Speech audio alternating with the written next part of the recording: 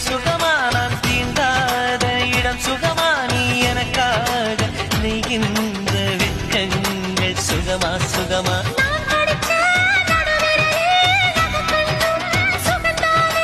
இடைவெளிகள் குறைந்து விட்டால் இம்சைகளும் சுகம்தானே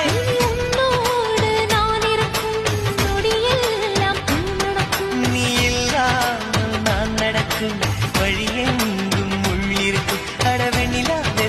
புன்னகை புகுதை நம்மை கண்டதாலா